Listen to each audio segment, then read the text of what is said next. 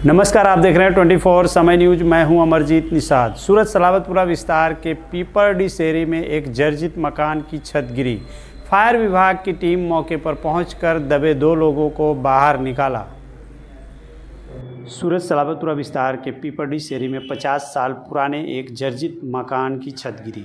छत गिरने से मकान में रहते 2 बुजुर्ग दब गए थे। पड़ोस में रहते लोगों ने फायर विभाग की टीम को सूचना दी। सूचना मिलते ही फायर विभाग की टीम मौके पर पहुंचकर दोनों बुजुर्ग पति पत्नी को बाहर निकाला। फिलहाल कोई जानहानि नहीं हुई है। इस जर्जरित मकान में बुजुर्ग पति पत्नी सालों से रहते थे। फायर विभाग के कर्मचारी ने मकान के नीचे दबे सारे सामान को बाहर निकाला, जिसकी जानकारी फायर विभाग के मौजूद कर्मचारी ने दी।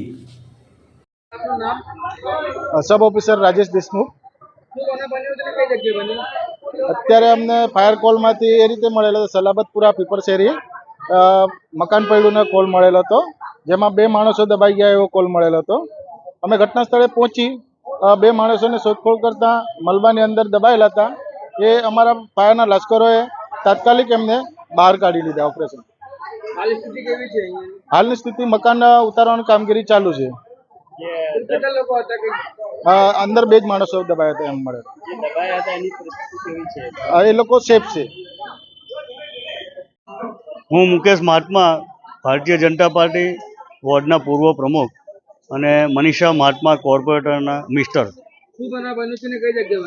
આજ રોજ અહીં લગભગ 11:30ની આસપાસ અમારા આ જૂના સક્રિય કાર્યકર્તા ભારતીય જનતા પાર્ટીના ખંડેરાવભાઈ પાંડુરંગ એમના કાકી સાથે અહીંયા રહેતા હતા વર્ષોથી, અને અહીંયા બેઠેલા જ હતા અને ત્યારે એકદમ ધમ મળીને અવાજ આવી ગયો। આજુબાજુના રહીશો આવીને જોયું તો મકાન બેસી ગયેલું હતું, એટલે એમને તરત કલ્લુભાઈ અહીંયા સ્થાનિક અને આ ઝવેરીજી ઇલેક્ટ્રિશિયન એમને મને તરત ફોન કર્યો તો મુકેશભાઈ ફાયર વિભાગને જાણ કરો અને કોર્પોરેશનને પણ જાણ કરો।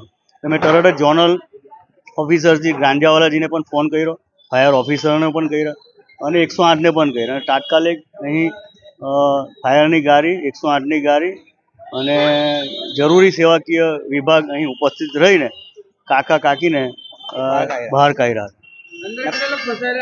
2 જણા કાકા કાકી એકદમ ઓકે છે, અહીં બેઠેલા જ છે, કશું વાગ્યું નથી, અહીં બેઠેલા જ છે। 50 વર્ષ જૂનું મકાન છે।